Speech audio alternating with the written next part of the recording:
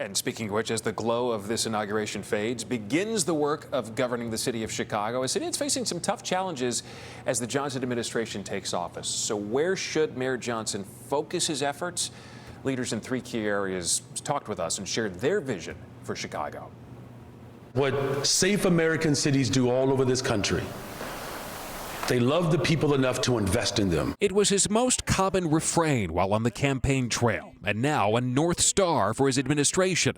Some saying that investment begins in the classroom. We absolutely have to invest in creating rich curricular options for our students. Troy LaRaviere is the president of the Chicago Principals and Administrators Association and a member of Johnson's transition team. There's a connection between how we don't invest in these children and the results we see on the news at night when they're listing crime after crime after crime. I think, what was that child's schooling experience like?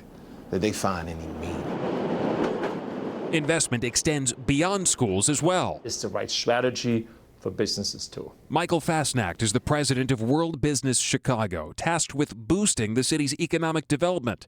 He says the city's people are its most important asset. If you look at why corporations move somewhere or stay and expand, the number 1 and 2 and 3 reason is the talent. While the business community largely backed Johnson's opponent, Paul Vallis, Fasnacht says the new mayor's outreach has already begun. A lot of business leaders don't know him traditionally. I think it's just getting to know him, getting to know his values. Leaders say each of the city's challenges are intertwined, and so many conversations center on making Chicago safer. Far too many guns are out on the street. Far too many people are engaging in acts of violence. Far too many people believe that they can commit crimes without fear of consequences. That has to change. Alderman Brian Hopkins will chair City Council's Public Safety Committee. He says he was surprised that Johnson asked after he supported Vallis for mayor, but he sees the need to build bridges. One side says the solution to crime is stronger police, and the other side says, no, the solution to crime is weaker police and more social programs. I think that's a false dichotomy. I think it's a false argument.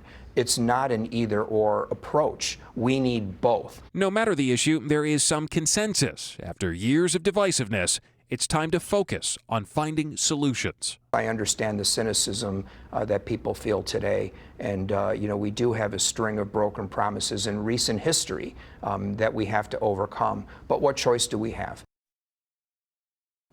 You know, Alderman Hopkins, he told us that the city is going to face two big challenges. This administration will face two big challenges, and that's going to first identify sources of revenue, how to get that money in, and then convincing the public that the investments that they make will certainly be worth it in the long run.